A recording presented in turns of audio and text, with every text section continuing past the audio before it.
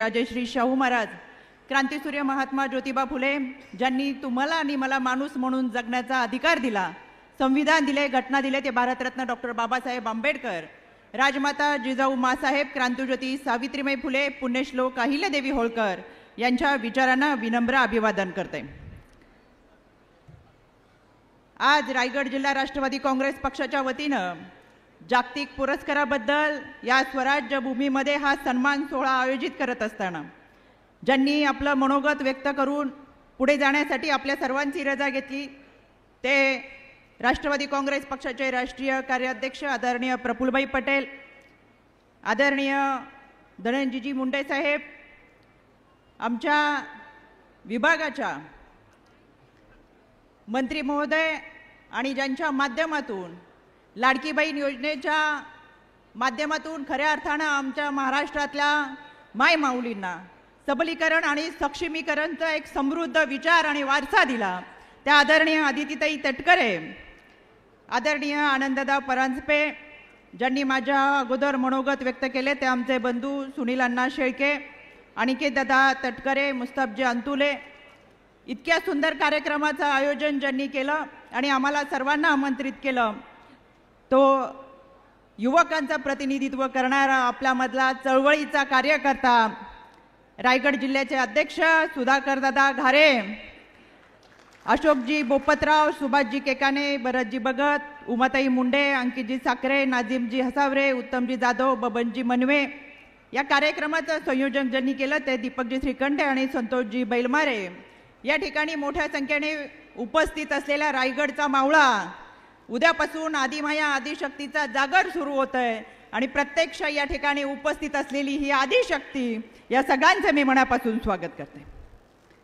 खरं तर महाराष्ट्राचा इतर भागातला इतिहास हा लिखित स्वरूपातला असेल, पण रायगडचा इतिहास हा दगडावरती कोरलेला आहे आणि म्हणून इथूनच महाराष्ट्राने स्वराज्याचं जे सोनेरी स्वप्न पाहिलं ते याच मातीतून, आणि म्हणून आजच्या या मातीमध्ये आदरणीय तटकरे साहेब आणि आदरणीय वर्धाताई यांचा सन्मान होतोय। खरं तर मी आदरणीय वर्धाताईंचा या मातृशक्तीचा उल्लेख सुरुवातीला करेन। जिथे जिथे मातृशक्तीचा वास असतो तिथे तिथं सुख आणि समृद्धी नांदत असते, पण जिथं मातृशक्ती ही साक्षात स्वतः उभी राहते तिथं विजयाची पताका ही दिमागाने डोलते। आणि म्हणून या मातृशक्तीसाठी मनापासून शुभेच्छा आणि एकदा जोरदार टाळ्या वाजवून आपण त्यांना धन्यवाद देऊयात, त्यांचं अभिनंदन करूयात यासाठी की आदरणीय तटकरे साहेब, आपण गेले अनेक वर्ष या रायगडच्या राजकारणामध्ये काम करताय, पण जिथं आपण जाऊ शकत नाही, जिथं आपण पोचू शकत नाही, त्या आमच्या महिला भगिनींच्या पाठीशी आदितीताईनंतर जर कोण उभं राहत असेल तर आमच्या वर्धाताई। आणि म्हणून मला असं वाटतं देहू आळंदीची वारी ही पंढरपूरला गेल्यानंतर पंढरीच्या विठुरायाचं दर्शन होतंच, ऊन वारा पाऊस जलद वारकरी जात असतो, पण केवळ विठ्ठलाचंच दर्शन झालं म्हणजे वारी पूर्ण होत नाही, रुक्मिणीचं सुद्धा दर्शन होणं फार महत्त्वाचं असतं। आणि म्हणून मला असं वाटतं या विठू रुक्माईचं या निमित्तानं हा सन्मान सोहळा होतोय। कुटुंबामध्ये कुटुंब प्रमुखाची भूमिका निभावत असताना कुटुंबावर होणारे अनेक आघात जलद कुटुंब सावऱ्यांचं काम हा त्या घरातला कर्ता पुरुष करत असतो।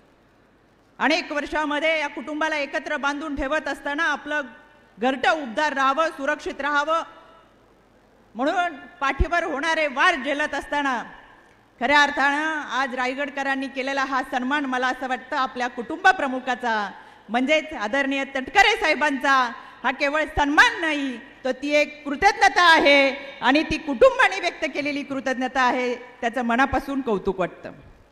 खरं तर साहेब, आपण एका ठिकाणी मुलाखतीत म्हणाला होता मेंदळे हायस्कूलमध्ये असताना एका षटकात 4 विकेट घेतल्या। कदाचित त्यावेळेच्या शिक्षकांना सुद्धा वाटलं नसेल मैदानावरती क्रिकेटची कॉमेंट्री करणारा आणि इतक्या षटकांमध्ये विकेट घेणारा हा तरुण पुढे जाऊन राजकीय मैदानावर अनेकांची विकेट घेईल आणि ह्या घेतलेल्या विकेट हे रायगडकरांनी अनुभवलेल्या आहेत। त्याच्यामुळे संघटना म्हणून काम करत असताना आपण कायम आमच्या महिला भगिनींच्या पाठीशी उभे राहिलात। आदरणीय तटकरे साहेबांचं साधं सोपं राजकारणाचं समीकरण, जो प्रामाणिकपणे काम करतो त्याच्या पाठीशी मी ठामपणे उभा राहील, आणि म्हणून सुधाकर दादा आज तटकरे साहेब आपल्या पाठीशी ठामपणे उभे आहेत। सन्मान्य व्यासपीठाने सुद्धा हे मान्य करत सांगितलं की जिथं चुका झालेत त्या आता पुढच्या वेळेस दुरुस्त केल्या जाऊन कार्यकर्त्याला ताकद आणि न्याय देण्याची भूमिका या व्यासपीठावरून त्यांनी मांडलेली आहे. आमचा षण्मुखानंद हॉल इथे मोठ्या स्वरूपात महिला भगिनींचा कार्यक्रम पार पडला. रात्रीच्या 12:30 वाजता आदरणीय साहेब पाहणी करायला त्या हॉलमध्ये आले. आम्हाला जरा आश्चर्य वाटलं. महिलांची बैठक व्यवस्था कुठे असेल, जेवणाची व्यवस्था कुठे असेल, जास्त गर्दी झाली तर कोणाची तारंबाळ नको, येणाऱ्या बसेस किती वाजता येतील, पहाटे आलेल्या महिला भगिनींची व्यवस्था काय असेल याची सगळी माहिती घेत त्या पद्धतीचं नियोजन केलं. सांगायचं तात्पर्य कार्यक्रम अतिशय यशस्वीरित्या पार पडला. पण पक्ष संघटनेमध्ये पक्ष म्हणून आणि पक्षाच्या कार्यकर्त्यांना आपल्याला चांगल्या पद्धतीने न्याय देता आला पाहिजे, त्यांची काळजी घेतली पाहिजे. हे जर कोणी मानत असेल, हे जर कोणी करत असेल तर ते फक्त आदरणीय तटकरे साहेब करतात. म्हणून शेवटी बसलेला कार्यकर्ता सुद्धा त्याला व्यवस्थितरित्या न्याय देता आला पाहिजे, त्याचा सन्मान झाला पाहिजे, ही भूमिका कायम साहेबांनी ठेवली. आणि म्हणून मला असं वाटतं की खरं तर समाजाचा जनाधार कमी आहे. अत्यल्प असलेल्या समाजामधून येत असताना रायगडकरांनी स्वीकारलं, महाराष्ट्राने स्वीकारलं ते यासाठी की समाजाच्या विकासाभिमुख यंत्रणेमध्ये सहभागी होत असताना समाजाला जे हवं तो देण्याचा प्रयत्न आदरणीय साहेबांनी केला आहे. आणि म्हणून मला असं वाटतं साहेबांकडे पाहून मैत्रीचं नातं कसं असावं, मैत्रीच्या दुनियातला राजा माणूस म्हणून कायम साहेब आणि आदरणीय दादा यांच्या मैत्रीबद्दल बोललं जातं. म्हणून युद्धात अर्जुनाच्या रथाचं सारथ्व कृष्णाने केलं तसं आदरणीय साहेब आपण कायम दादांच्या बरोबरीने आणि पाठीशी राहिलात. राजकारणाच्या या जीवनामध्ये अनेक स्थित्यांतरे आले, अनेक संकट आली, पण तितकी ही मैत्री अधिक प्रभावी होत गेली, अधिक घट्ट होत गेली. म्हणून या सगळ्या व्यासपीठावरून केवळ राजकारणच नाही, सामाजिक कार्यच नाही, साहित्य, कला, क्रीडा, संप्रदाय, वारकरी संप्रदाय या सगळ्यांना बरोबर घेऊन जो जो कलाकार आहे त्याचा सन्मान झाला पाहिजे. जो जो कलाकार आहे तो महाराष्ट्राच्या व्यासपीठावरून त्याला निश्चितपणाने मान मिळाला पाहिजे, ही आपली कायमची भूमिका राहिली. आणि म्हणूनच हा सन्मान आम्हाला फार महत्त्वाचा वाटतो.